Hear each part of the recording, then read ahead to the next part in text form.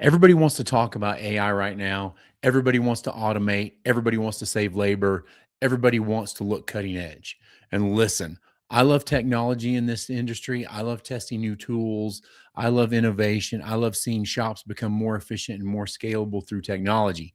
But let me tell you something, just because technology exists doesn't mean you should blindly turn it on and walk away from it. I heard two AI phone answering systems recently from competitors in our market. And honestly, it was brutal, cringe level bad, robotic, confusing, zero warmth, zero trust. The audio was actually cutting out. It sounded like nobody had listened to the customer experience after they paid for it and set it up. The crazy part about it is this: these shop owners probably think they solved a staffing problem. And what they may have actually done is create a customer acquisition problem, because your phone experience is still your front counter. It's still your first impression. And if your technology creates friction instead of confidence, you're losing opportunities before your advisors ever get a shot.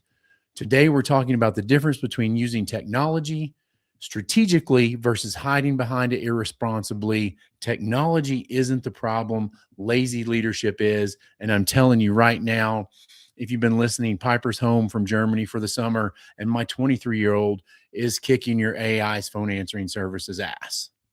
This episode is about leadership accountability in the age of AI and automation.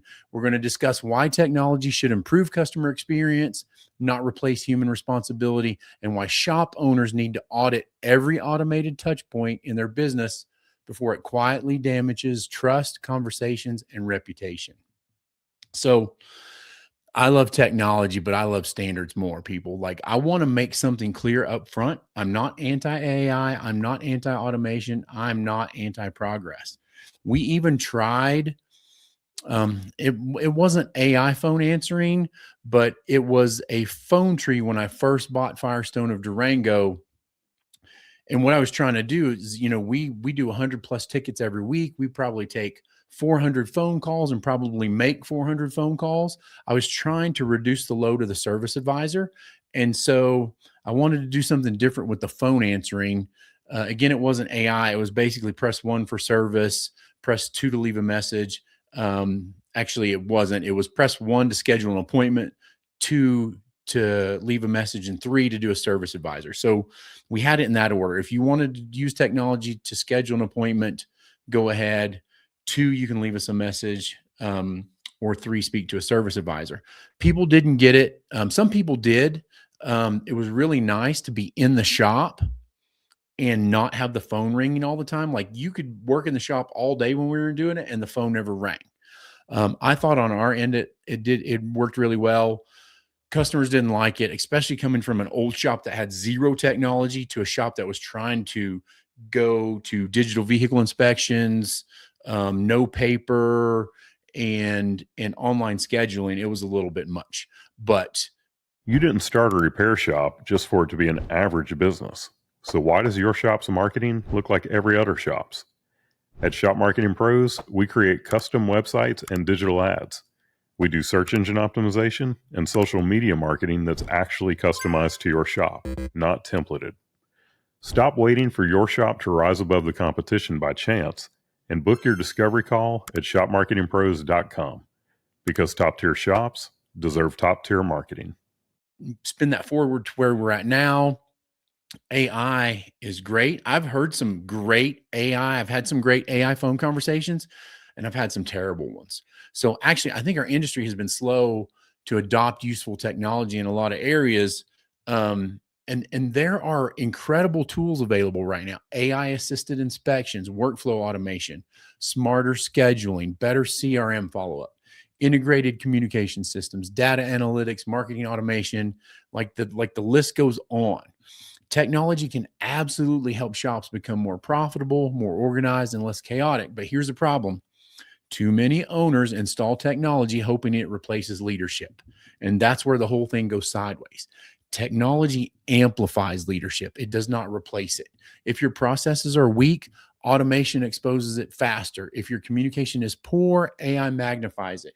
If your customer experience lacks clarity, automation creates frustration at scale. And that's exactly what I heard recently. These systems sounded disconnected, awkward, slow, and honestly confusing. As a customer, I wouldn't have trusted the experience, and I could not actually get to a person. I also hung up and had Piper call them, and Piper listened and she was like, "This is terrible." She's like, "I can't even make heads or tails of this." I thought it was just because I'm old and didn't get it, but no, she didn't get it either. So so now imagine, what happens when a first-time caller, this is a first-time person, you've used Google Ads, you've done local ads, you've done something, and you've spent $20 to make the phone ring. Their vehicle's broken down, they don't trust repair shops, they're stressed about money, they need confidence, and your AI system sounds like a failed science experiment. That's not innovation, that's erosion of trust. Your phone process is still a sales process. And here's what many shop owners forget: the phone call is still one of the highest value conversion opportunities in your business. Your marketing can work perfectly. Your SEO can be amazing. Your Google reviews can be incredible. But if the phone experience is poor, all that money gets wasted. And a bad phone process kills conversion rates, appointment booking, customer confidence, average repair order potential, long-term retention. And so now we're entering a dangerous phase where some owners think, well, the AI answers every call, so problem solved. Nope, nada. Answering the call is not the objective. Just answering the phone call, it is not the objective. The objective. What is the objective, people? It's pass or fail. Did you get the appointment? Did you not get the appointment? That's what you're looking for. Creating trust is the objective. So there's a massive difference. And if you're using AI phone systems right now, here's my challenge. Are you auditing the experience consistently? Not once, weekly, maybe daily, because updates happen. Scripts drift, integrations fail, responses get weird. And customers aren't going to tell you half the time, because guess what? Because they can't get to you to talk to you. They'll just call somebody else, and they'll call me and talk to Piper. That's great. That's the scary part, though. The market gives silent feedback. Lost opportunities rarely announce themselves.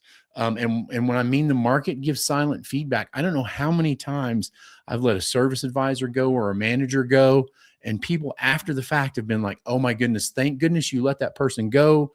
I didn't like my experience with them, and I was ready to stop coming here." And then I always question them, like, "Why didn't you tell me? Why didn't you let me know?" And they just shrug. So, convenience cannot come at the expense of the human experience. I think some shop owners are making decisions based entirely on internal convenience. We're short staffed, the phones are overwhelming, my advisors are overloaded. I understand all of that. Those are real operational pressures, but leadership means solving operational problems without damaging customer trust. The other thing is you have to send your people for training. Next week, I've got 2 of my service advisors. We're flying them to Denver, so they don't have a lot of windshield time to do a one-day class.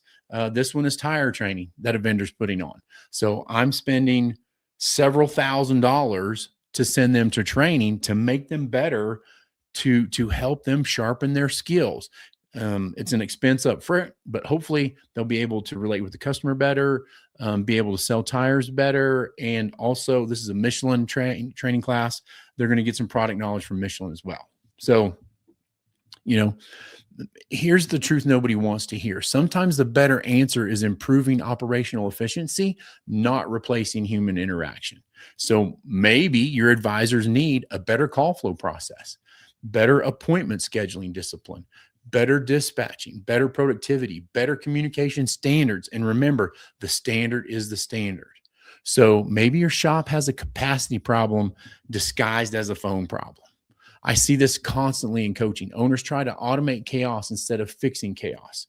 Technology should remove friction, not create emotional distance, especially in automotive repair. People still want reassurance. They want confidence. They want clarity. You can absolutely use AI well, but if it feels cold, disconnected, or confusing, customers feel it immediately. And honestly, if you can't capture my attention in about 14 seconds, I'm out of there. I'll go do something else. This episode is brought to you by Shop Marketing Pros. pro. And honestly, the conversation ties directly into marketing, because marketing is not just about getting the phone to ring anymore. It's about what happens after it rings. You can have the best SEO strategy, the strongest Google presence, and the most aggressive digital marketing campaign in your market. But if the customer experience breaks down at the first interaction, your return on investment collapses fast. That's why I appreciate what Shop Marketing Pros focuses on. They understand the automotive industry specifically. They understand shop owner realities, customer behavior, and long-term brand building. Good marketing should create trust before the customer even walks through your doors, and every touch point after that has to reinforce the promise your marketing made. If you want a marketing partner that understands this industry and understands how to build sustainable growth, check out Shop Marketing Pros. So I feel like bad technology gives good shops a bad reputation. There's nothing wrong with either one of the shops that I called. Like, I actually called one of them to see if I could sublet something over to them, to see if they had time, because I didn't, but I couldn't ever get through the phone to them. So I guess we'll never know. So this is the part that bothers me most. Some of the shop owners probably run decent operations. The same thing with coaching. Most of you shop owners run decent operations, but you need coaching to make you better.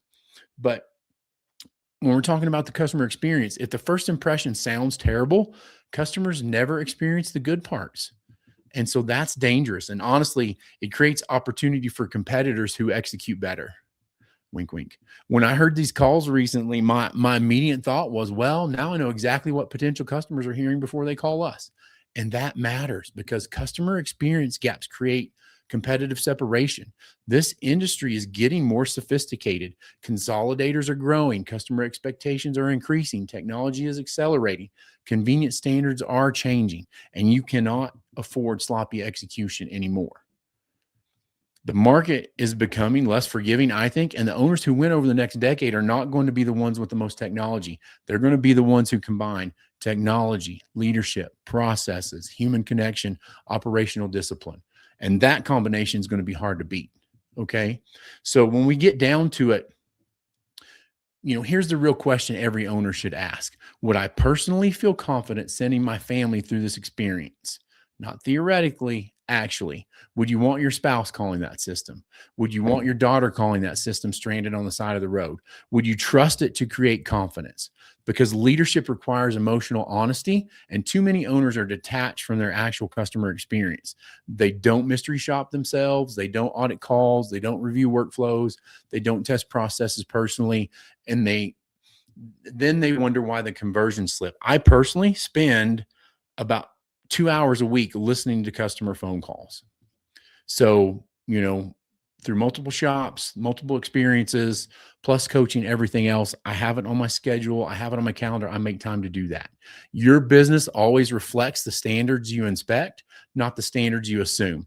And technology absolutely deserves inspection, especially customer-facing technology. So here's what I want you to do this week. I want you to call your own shop from a number that they don't recognize. Call during operating hours like a real customer. What was the greeting? What was the whole process? Is there AI interaction? What was the transfer flow? What is the tone? What is the clarity? What is the appointment scheduling? Would you trust your business based on that call alone? I want you to audit missed call data. Look at missed call percentages, abandoned calls, booking conversion rates, and callback delays. The numbers tell the truth. If we track it and measure it, we can make it better. Next, I want you to review customer friction points. I want you to identify where automation may be creating confusion, delays, emotional disconnect, and frustration. And I want you to improve before you expand. Don't stack more technology onto weak processes. Stabilize operations first. And last, I want you to train the human connection. Even in an AI-assisted world, human communication still matters. Warmth matters, confidence matters, leadership matters. Fortunately and unfortunately, my front counter staff right now, I don't have anybody there that's been a service advisor for more than a year. Piper's just recently started. Roland worked at Home Depot. He was great with customer service there. Tyler worked O'Reilly's, the O'Reilly's Pro, and he was our parts person. He was great with us, and I begged him to work for us for like a year before he finally left O'Reilly's and came to us. These people are great at taking care of customers. We can train the rest, and we have been training it, and our numbers show it. Average repair orders higher than it, or yeah, average repair orders higher than it's ever been. Our average estimates higher than it's ever been. We have people all the time being like, man, Tyler, you're awesome. So anyway, technology is not the enemy, but poor leadership around technology is. The shops that win in the future are not going to reject innovation. They're going to manage it responsibly. They're going to test it. They're going to refine it. They're going to audit it. They're going to improve it, because customers still remember how you made them feel long before they remember what software you installed. Don't confuse automation with excellence. Leadership still matters. Standards still matter.